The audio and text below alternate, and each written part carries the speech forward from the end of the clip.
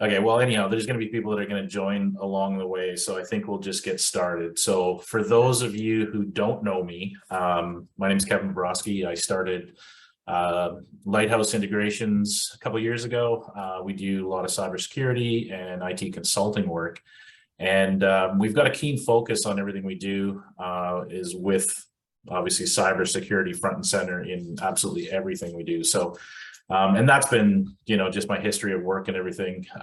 It's just so critical nowadays. It's one thing that could take down a business pretty quickly. And so I was actually looked back and Dwayne, our guest speaker today, I'd look back on LinkedIn. Dwayne, I think we've known each other, worked together for about 15 years, which I can't believe that time's gone by already, but we've certainly seen a lot of stuff together, Yep. bad or otherwise, but there's been a lot of interest generated.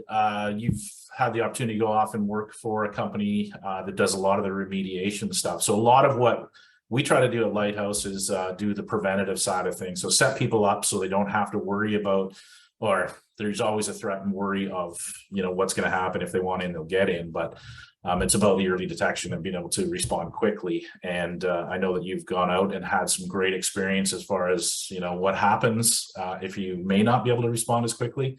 And so today was going to be all about the theme of cybersecurity awareness, teaching people a little bit more, obviously, because of the, the buzz on social media and people joining today. People are interested in hearing more about what's it going to be like if it does happen to me versus hearing all these IT guys talking about, well, you should do this and you should do that. So without further ado, I'd like to just pass it over to you, and we're going to hear about sort of your experiences through that and hopefully share a couple of interesting Halloween type stories. Yeah, thanks, Kevin. Yeah, exactly. I've had the luxury of, learning from some other companies' mistakes that maybe don't have the best cybersecurity posture, and seeing, how the bad guys got in, what vulnerabilities they took advantage of or whatever. So I was going to kind of focus the bulk of the half hour here just on ransomware, because it is kind of the big dog. Obviously, there's other ones, right? Sometimes there's just, an e-commerce breach, and we dealt with those situations as well. But definitely, at least from my experience, ransomware was 90+% of the breaches that we saw, right? So, and maybe just as a level set for people, I'll kind of give a quick high level of what a typical, what that typically would look like. Typically, even like, criminals of all sorts, there's some are sophisticated, some are not. Right, there's the smash and grab guys, and there's the guys that are trying to take down a bank. The threat actor groups that we saw was very similar as well. Some are sophisticated, some are not. I would say on average, they're getting more and more sophisticated, and it's getting easier because they can buy the tools for dirt cheap. That makes their job really easy, and the whole ransomware as a service is a growing trend and stuff as well, right? It's almost like a criminal syndicate. There's the guys at the top, and they're just getting, people doing a lot of the bulk of the work for them, and the guys at the top get a cut of the action, if you will. But so it usually starts with some initial foothold, and if you can stop it here, you're going to be golden. But that's often it's the end users at a weak point, like phishing. A phish is often an initial sort of foothold in, right? They'll send somebody a piece of email, the person clicks on the link, maybe it installs something onto their laptop, and then boom, they're in. After that, it's you would want to look out for lateral movement and stuff, right? So that initial piece of malware or something often would pull another piece down. We saw a product that you probably would know. Cobalt Strike is a very common tool of the threat actor groups. Unfortunately, it's a very common tool of the good guys as well as the bad guys. So, but we saw that a lot. So phish is very common. Also, just external points of entry. Like if you have an open RDP without sort of multi-factor or without it sort of segregated off, we saw that a lot. Like that, those two are probably the two most common, right? Obviously, open vulnerabilities in Windows Exchange on prem has been a big target the last couple of years as well, unfortunately. So that, but that they'll take advantage of an open vulnerability, and again, like I say, gain that initial foothold.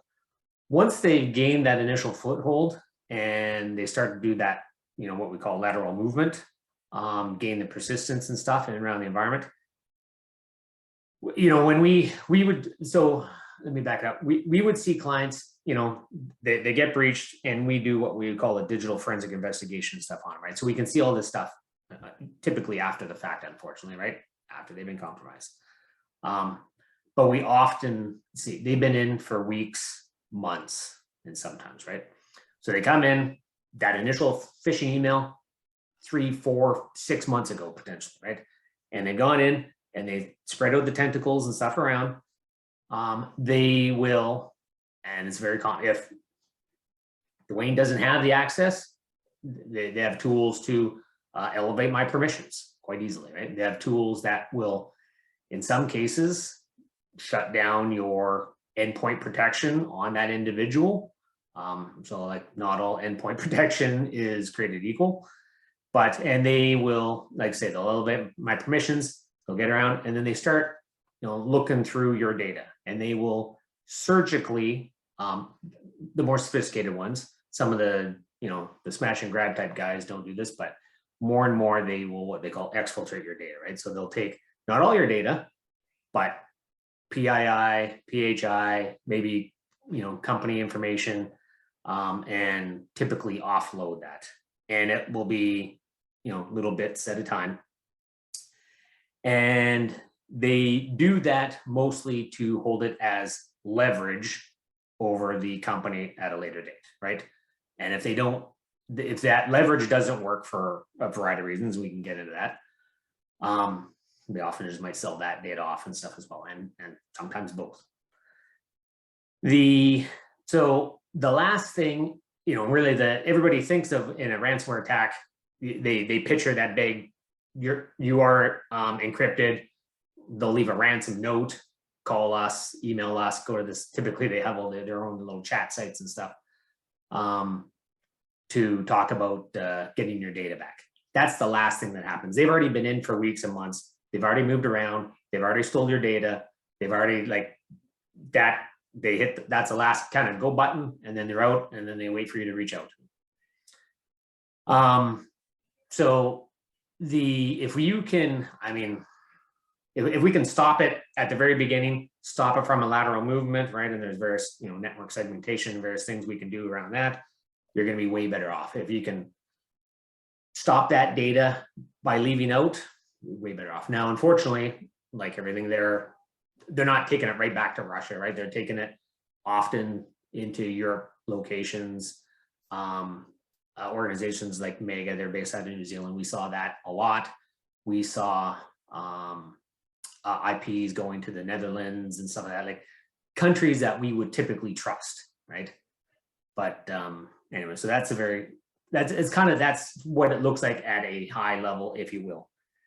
And then it's quite a process then, right? As far as, people kind of look at a lot of this stuff where in its simplicity, like you said, it's the last sort of indicator is already, that's the last step of their process. So if you can get it early, then it's going to be better off, which I think speaks to that whole defense in depth. And the more kind of tripwires you can put in place, the better off you're going to be. So the only reason I mention that is a lot of people think that there's a solution to it. Well, there's not a solution to it. There's sort of many that need to go in there. But anyhow, I thought that was just sort of an interesting point. Well, that's actually a great topic, right? And there's this, for the last couple of years, everybody's been pushing hard on MFA, right? MFA is going to save you. MFA is going to save you.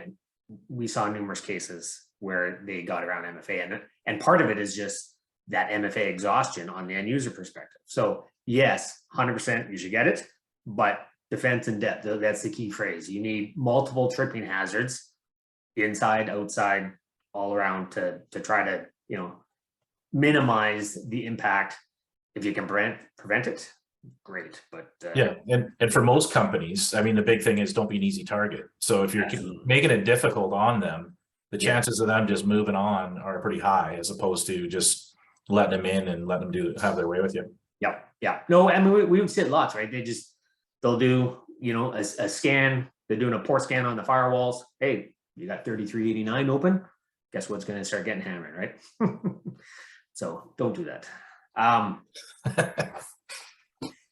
So that's, and then obviously we now, not all cybersecurity companies do. We actually also got into the negotiations of the ransom demands with the threat actor groups themselves. We kept intel on them around of, you know, because some like, so the exfiltration and the like that, they call that sort of double extortion, but some would actually, they gave the decryptor, once you actually negotiate, and fast forward, once you actually negotiated on a decryptor for your data, some of the guys actually gave it to you in multiple steps. So you give them a bit of money, they give you a tool, starts doing it, and then, hey, guess what? You can't finish, you got to give us more money. So we kept data on who those kind of guys were. It was getting tougher and tougher the last year, I would say, because, you know, the authorities, FBI, Interpol, they're getting pretty good about shutting these guys down, but they just pop up with a new name and they're like rebranding, and you can start to see some of the MOs the same of, you know, different groups, but, you know, they're down and up in a new name, and then they're back down 6 months later and up in a new name. And yeah, it's a bit of a game of whack-a-mole in some cases. So yeah, and then we would, you know, I say we would negotiate with the threat actor groups on the decryptors. Usually in those negotiations, we would look for proof of deletion of the data. We look for proof of life to confirm it. And shockingly enough, it happened a lot. Like I say, some are sophisticated, some are not. We would ask, okay, show us proof of life that you got our data. You say you're telling us you got our data, show us you got our data. And numerous times they would give us examples of somebody else's data.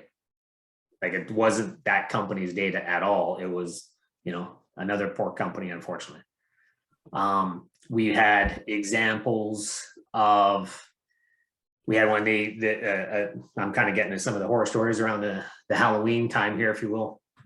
But we had a situation, the company used a colo space, and they leveraged the networking team within the colo to manage some of the back. And I guess there was a cross connect between two separate companies, and our client that got breached, they weren't the initial target. And somebody else was the initial target. And in that lateral movement, they were able to get over to our company, decrypt them. But so when we reached out to the ransom demand, the threat actor group had no idea who we were. Like, they did not know that they actually even got this other company.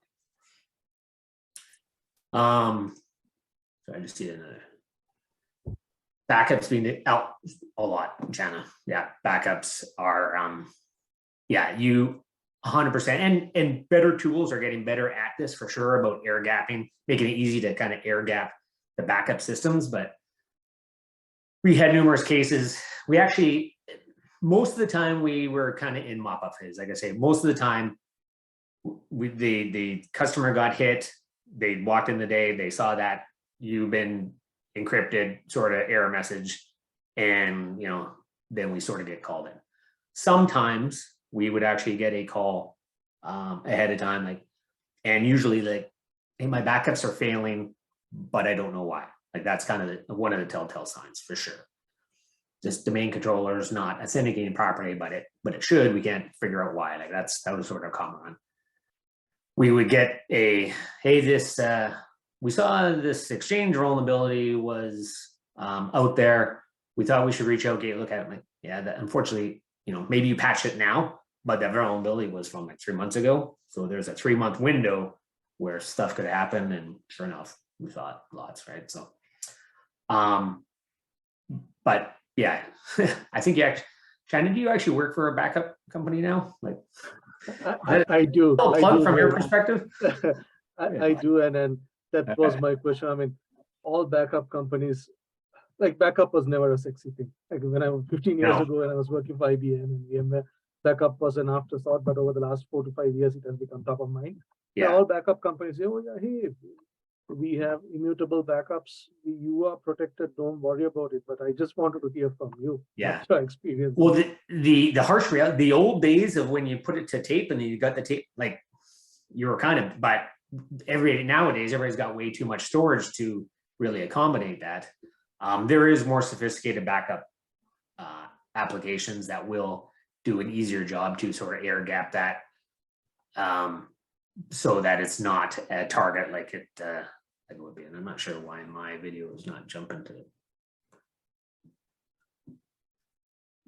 So maybe as well, Dwayne, can you tell us a little bit, like when you start to, like there's a whole bunch of ways that guys can get in, there's different things that happen. Can you give us a bit of a flavor or feel for what it's like when you're dealing with the client? So it's happened, right? And they're in the heat of it right now. So, you know, the IT guys have to go in there and do some cleanup, and you've already sort of gave us some ideas around what to look for and those types of things. But how about giving us an idea of what it's like to be that owner, you know, or the person that sort of has to make the decision? Do we have to pay the ransom, you know, or do we, you know, restore from backup? How do we do that? What are some of the decisions, discussions that you've been part of that, that, you know, somebody who watches this might end up being a part of one day, unfortunately? Yep. No, great question. So what you see on TV of where, you know, the bad guy's trying to get in, somebody stops them and you're all done and you're out for dinner the next, expect to be down. If you get hit, expect to be down for weeks. It's just, and the bigger you are, the longer you're going to be down. If you want to do the cleanup, eventually, like once you get to that point of you can actually, even the negotiations on the hold decryptor, if you take it to that point, that's days process, right? Because a lot of these guys are, you know, Russia, China, Korea, Iran stuff, right? So there's a time issue there as well, but it takes days. And typically we're talking 6-7 figures often. Most companies don't have that lying around, even though the bad guys believe you do because they have all your financial data. No one wants to give that up. So it usually involves conversations with, you know, senior executives, board of directors, potentially. If you try, and we actually had, you know, companies that would go to the bank and, you know, I need to get $1 million out. Don't say you're paying a ransom demand. The banks will not give you the money. We had that happen numerous times. Those often, once you divulge that you have been breached, and depending on you know, where you sit, what sort of company you sit in, you know, whether you're a medical organization or something that, you know, falls under some other sort of regulated authority, there's laws around how much time you have to divulge this. But often you're also cut off from the banks. Like I've had to report out to many banks, MasterCard, Visa, other parts of the organization. Maybe you're a child part of another organization. You know, we've had large organizations and they, you know, they're a subset of a bigger group. They get cut off, right? So no one wants to touch you at all. So you're dead in the water and you need to come up with 7-figure dollar values with no help. So that's interesting. I never would have even considered that as far as the business impact to it, like with the multiple branches and different divisions. So it could be some other group or a subsidiary of your company that has financial impacts to other groups that are doing just fine. So that actually is quite interesting. Yeah. The knock-on effect, like you had mentioned that you know, weeks in plural that you're going to be down. Like a lot of people think it's going to just, you know, get the keys, you recover, away you go, and it's only a couple of days. But when you look at the financial impact, both in downtime and the recovery time, but now you're talking about operationally across the organization, those numbers now I see better myself. I'm learning, every day, that those numbers do escalate quickly. Yeah. I mean, if you get a decryptor, the knee jerk for an organization is they want to get back operational as quickly as possible, right? And I get that. The temptation is hard to do that, but you really don't want, like, we would do some sandboxing of that decryptor, but you're basically paying for a piece of software built by a hacker that just hacked your company. Like, you do not want to just put this right back into your production environment and decrypt as is, right? So we would put together a very methodical process to, we call it a green, yellow, red network. So you're building whole other sets of network and basically cleaning, sanitizing, make sure, and moving them over very systematically. Of course, if you have space for all that extra copies of everything, do you have CPU memory of all that? Like, a lot of companies do not. So you're out there and trying to buy hardware in some cases, so it takes, if you want to do it properly and cleanly so that you don't get hacked again, because we've seen it, they'll turn around and drop that decryptor right back in their production environment. Guess what happens, right?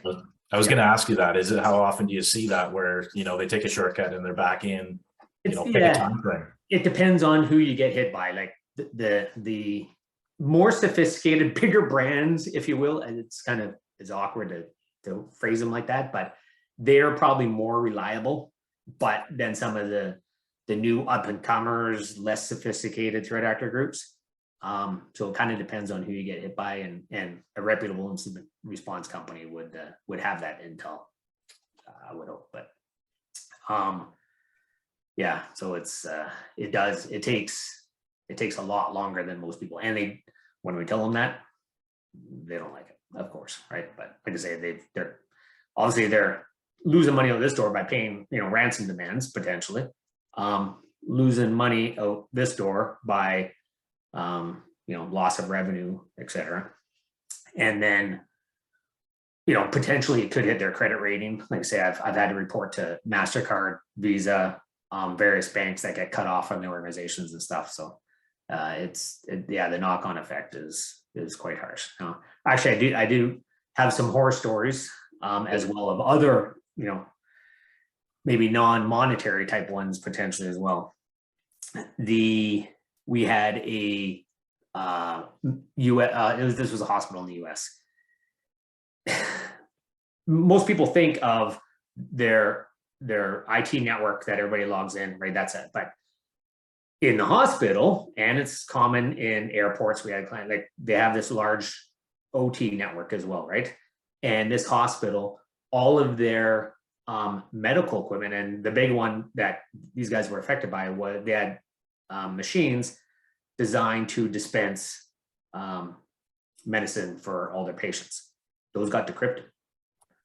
And this wasn't, this was managed by a third-party company. Of course, they didn't back it up. They actually had decent air gap backups of their IT network, but not this stuff, because they didn't really think about it. So they were locked up, and they were not able to dispense any medications for any of their plans. They had to kind of, because this was going to take, it was going on a couple of days already in the hospital. Like, we just got to, basically break the glass, get the drugs out, and give it to the patients. Otherwise, they're going to die. But it was not a sophisticated way. And then you lose track of all that sort of stuff, right? So it was a mess. Had they just made sure that was separated, and from the rest of the network, would have saved them a lot of grief and money, of course, and stuff as well. A couple other stories. I just put some stories here, just tell if, for the Halloween stuff. I was, I remember this one as well quite vividly. I was in a meeting with a client. They were ones that actually reached out to us. Early stuff wasn't working well, but by the time we kind of came in, the guy already had his foothold, right? So as soon as he saw we were putting mechanisms in place to block him, they just launched the decryption component, And we were able to block about half of it, but they were still heavily impacted.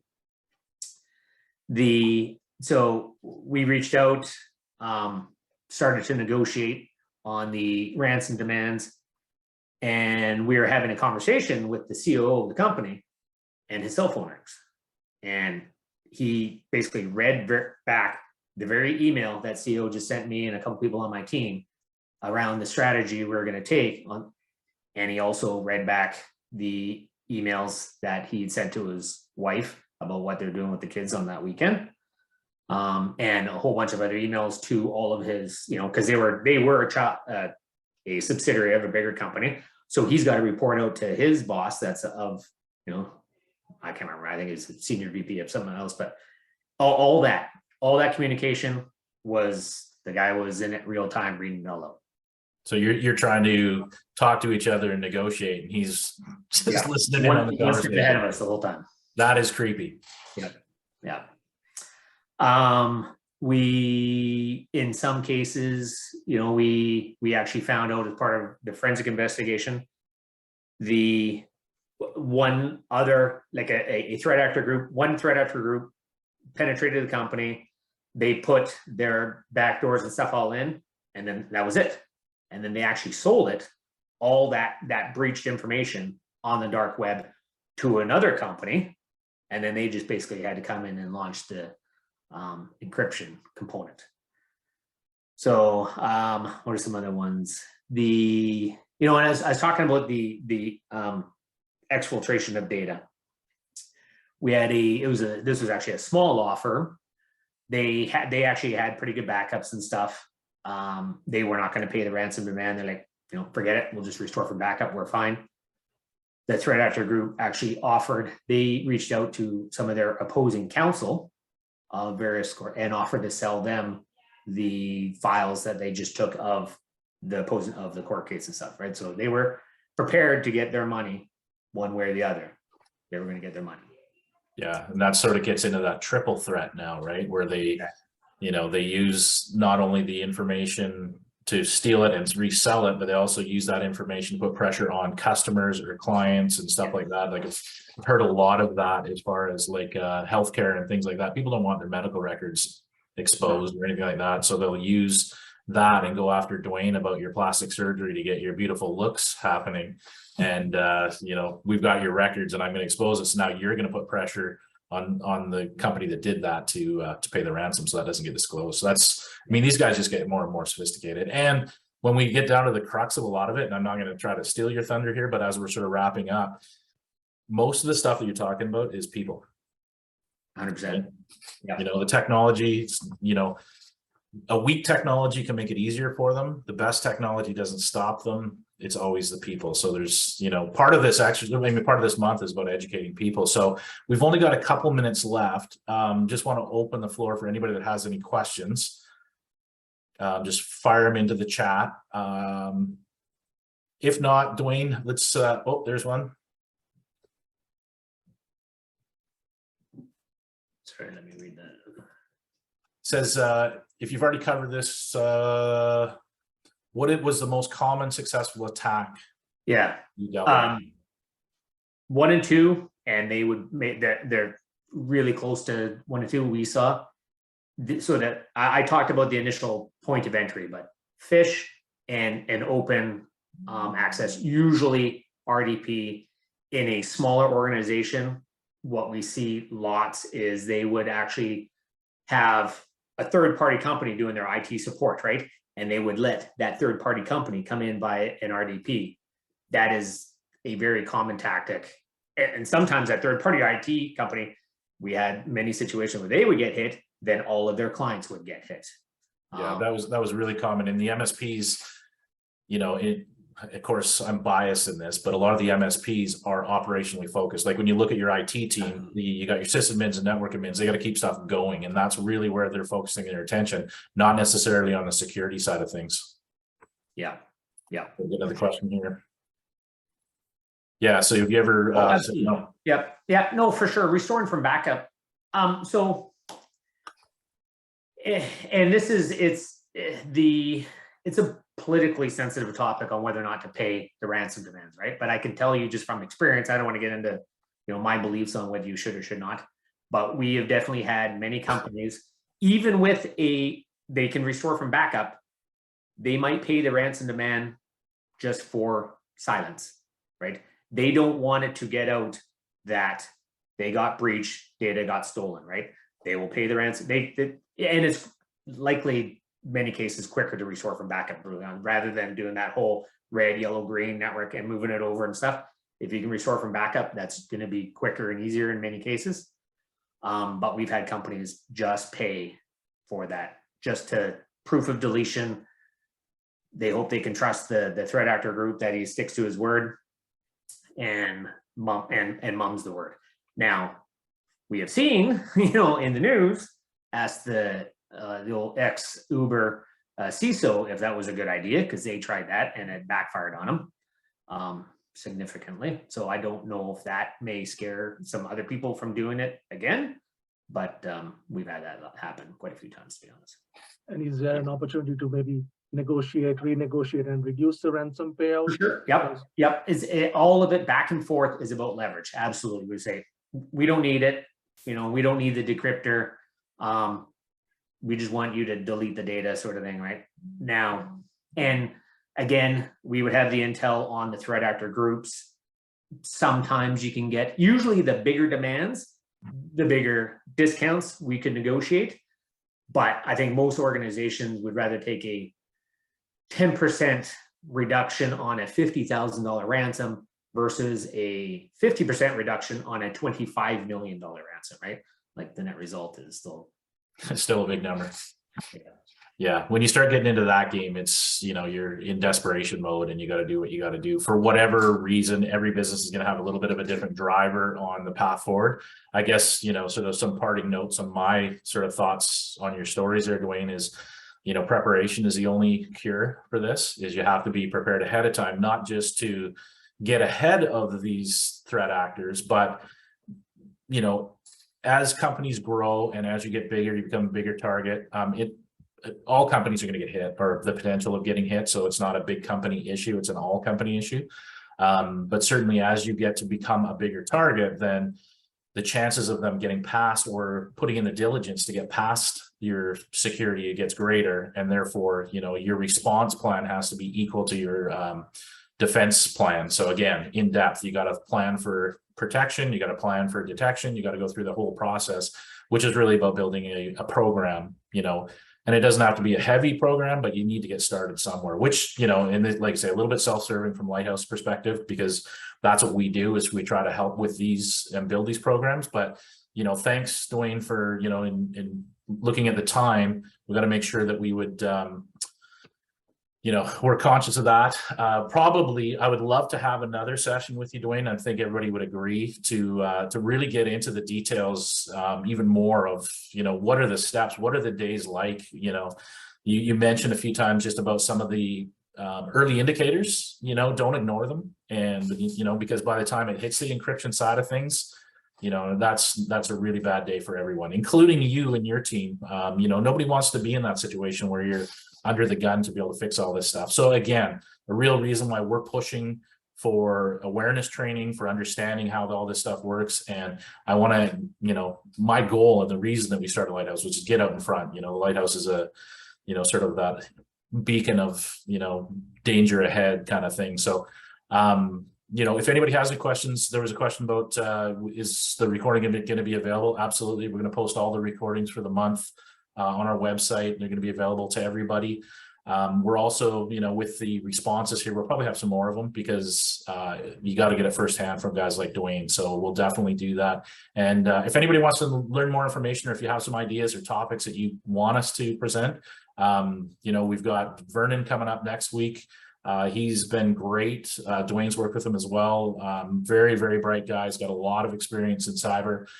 Keynote speaker for a lot of security events around the world and things like that. So we're going to sort of look to him to give us some ideas around what is going on out in the real world. We think about all these things as hypothetical. Dwayne grounded us a bit here today on, this stuff's real, it's happening all the time. And he had a whole career full of dealing with the shit that happens after the attack occurs. It's not fun. It's not fun for anybody. So with that said, Dwayne, thank you. Thanks for everybody that joined. And we'll send out a link for everybody, but it will be posted to our website at lighthouseintegrations.com. So give me a couple days to get it there, but we'll have it up there for you for sure. Sounds good. Thanks, guys.